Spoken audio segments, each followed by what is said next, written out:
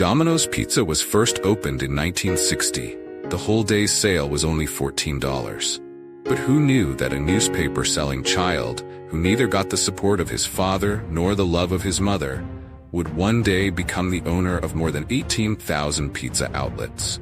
But against the circumstances, this victory was by no means simple. The pizza store, which was started with borrowed money, faced countless problems in its journey of progress. Sometimes brother left him. Thereafter, it had to give up all its savings by getting exposed to fraud. Sometimes it got betrayed by its partner. And most of all, the name under which the store was opened was also someone else's. Legal cases worth millions of dollars and disgusting viral videos played with the reputation that Domino's owner had built after years.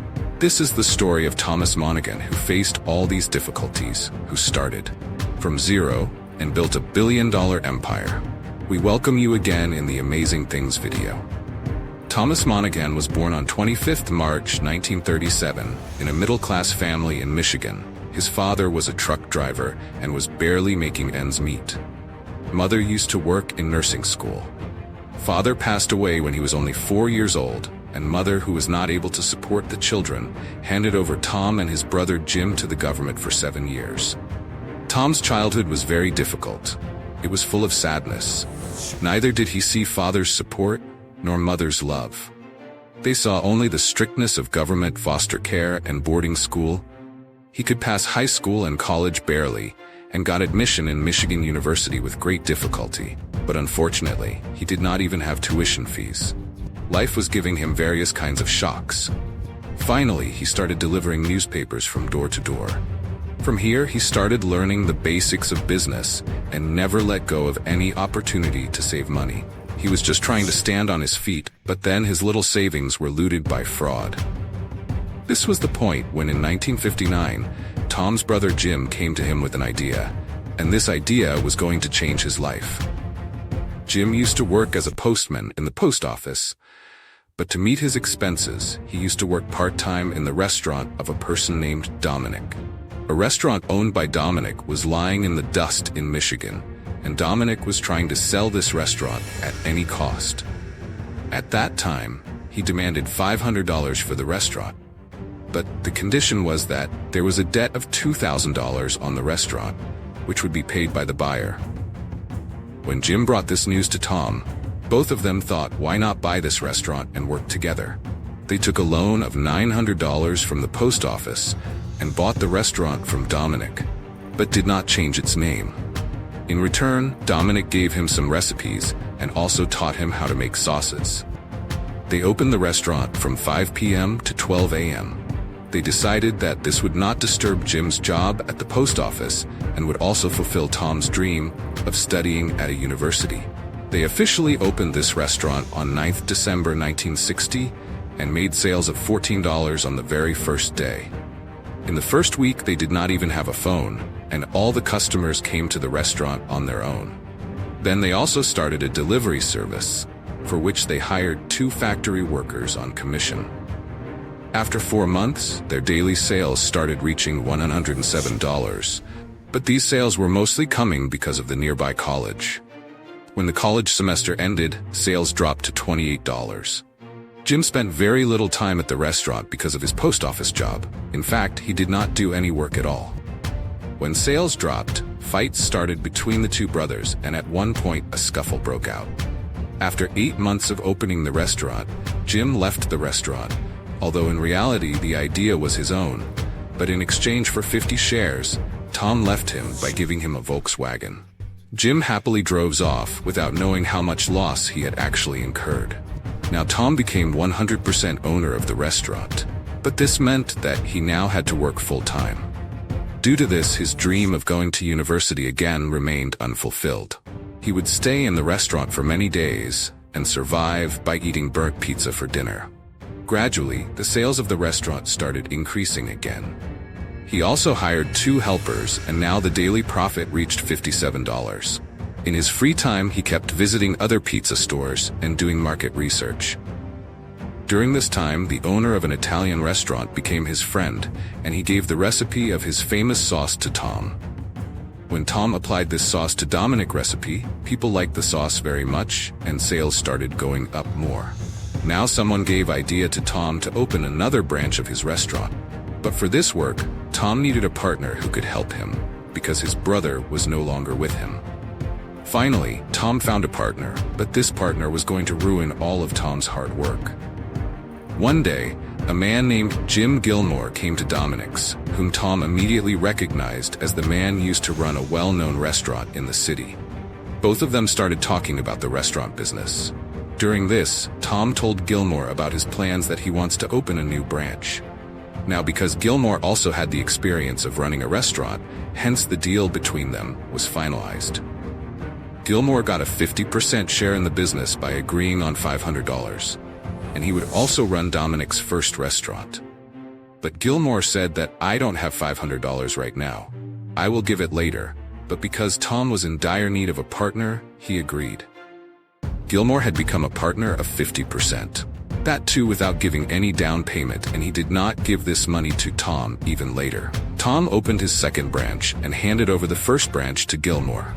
This was the point when Tom realized his mistake because he had given 50% shares of his business to an unknown person without doing any investigation. Within no time, both the sales and quality of pizza of the first branch started falling, and Tom suspected that Gilmore was secretly stealing money from the cash drawer.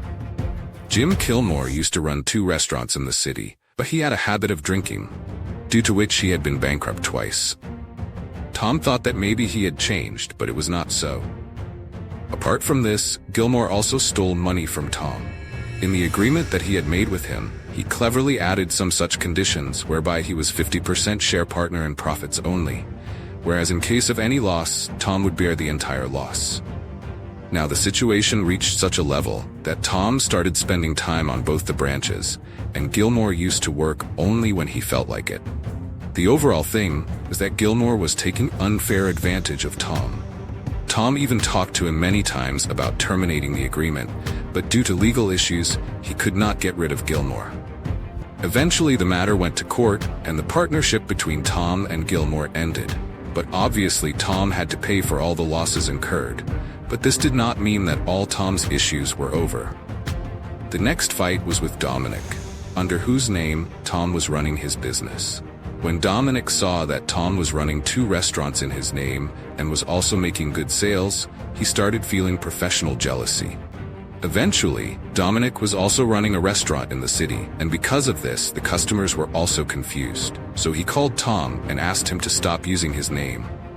This news hit Tom like lightning because he had put in a lot of effort in promoting this name. The sudden change of name meant that all of Tom's hard work would be in vain. Someone advised Tom to keep a name that was similar to Dominic, because at that time people used to look for numbers in the phone book, and when the name was similar, then the name of Tom's restaurant will also be on Dominic's page. For many days, Tom and his team kept thinking of a name similar to Dominic's, but no one could finalize it. Finally, a pizza writer suggested the name Domino's. Tom liked this name very much. After that day, he started working under the name of Domino's instead of Dominic's. Changing the name meant that now he would have to change the logo also, so he simply used the tiles of the Domino game as logo. And since he had 3 stores at that time, he put only 3 dots on the tile. Next time you can tell anyone what these 3 dots mean. Tom's pizza business now has a new name. He worked hard to improve the recipes and make the business profitable. But Domino's progress started with a strange incident. One day, a lot of the restaurant's staff took leave together, and Tom removed extra items from the menu. Domino's got the most profit that day by serving only pizzas.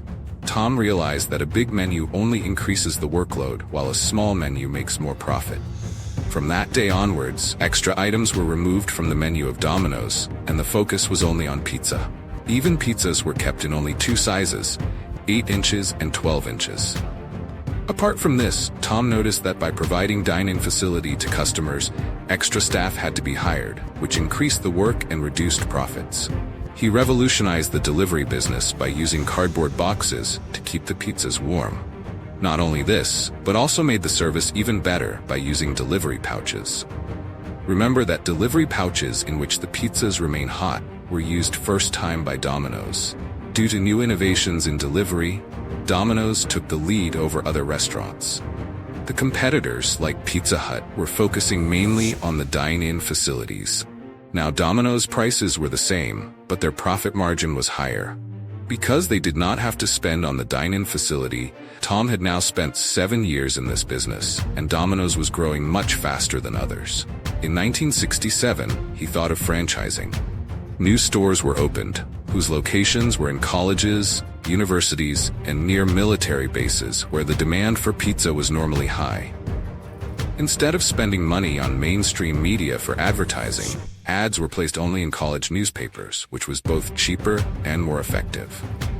Over the next 2 years, Domino's 32 franchises were opened. There were quality issues in the beginning when the franchise was opened, but they were later fixed. By the end of 1969, a total of 42 stores were opened in Michigan, Vermont, and Ohio, and by 1978, more than 200 Domino's outlets were opened across the U.S. Domino's success was probably unstoppable now. But then an incident happened which caused a lot of damage to Domino's. In 1980, everyone had become crazy about the delivery service of Domino's. Seeing this, Pizza Hut and other competitors also started focusing on delivery, i.e. Pizza Hut wanted to compete with Domino's directly. Domino's made a move to differentiate itself from this thing, to make its already excellent delivery service even better.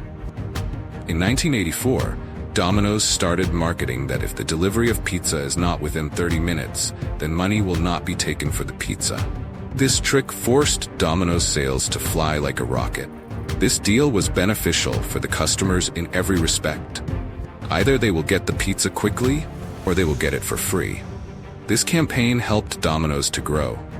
In 1980 itself, Domino's branches grew from 200 branches in America to 5,000 globally, and it became the fastest growing restaurant chain in the world at that time. But Tom did not know that this move would be a disaster for Domino's. In 1989, a 17-year-old Domino's delivery driver met with an accident with his truck while trying to deliver the pizza quickly and died on the spot. This incident was reported in the newspapers, and it was written that the 17-year-old died while trying to deliver the pizza quickly. Apparently, in order to ensure quick delivery, the drivers used to go against the rules and speed up the vehicles. Soon this news started getting highlighted in national magazines too. A report was published in which it was said that in 1 year, due to Domino's fast delivery, there have been 20 fatal accidents. In another accident, the driver ran the car over a couple, due to which the wife died on the spot. Due to this accident, Domino's had to pay a fine of $32 million. In 1993, another case came up when Domino's driver drove the car without paying attention to the red light, and the backbone of the girl in the next car was broken. This time, the court imposed a fine of $78 million on Domino's. Because of all these incidents, Domino's delivery service was criticized a lot. The campaign that had taken Domino's to such heights of progress was now on their neck. At this point, Tom announced the end of the 30-minute delivery campaign. Obviously, when a business becomes famous, it also becomes controversial. First the driver's accidents, and then Domino's Foundation. Due to all this, in 1998, Thomas sold Domino's for $1.1 billion. But the series of controversies did not end. In 2009, one YouTube video went viral, in which 2 Domino's workers were seen making pizza in a very unhygienic manner. Sometimes they sneezed on the pizza and put it in the oven. Sometimes they put a finger in their nose and made the pizza with the same hands. A total of 5 videos of this type were uploaded on YouTube, which ruined the Domino's reputation for pizza lovers. Domino's requested YouTube to delete those videos, but YouTube denied. Later, those workers were searched, which was not such a difficult task because their faces were visible in the video. They said that actually they were making a prank video, whereas no such pizza was sent to any customer. Due to this small prank of the workers, Domino's suffered huge loss. But today Domino's has 1,848 branches across the world, 145 branches more than Pizza Hut. Whereas if we talk about employees, Domino's have only 13,500, while Pizza Hut have 350,000. In terms of income, Domino's generates almost 4 times more sales than Pizza Hut. Let me also tell you here that 3 million Domino's pizzas are made every day all over the world. And a chef from Domino's, Jagros Jaff, has held the record of world's fastest pizza maker. Not once but by making 3 large pizzas in just 70 seconds and surprised the world. Hope you all will like and share this video. Thank you very much for your loving comments. See you in the next great video.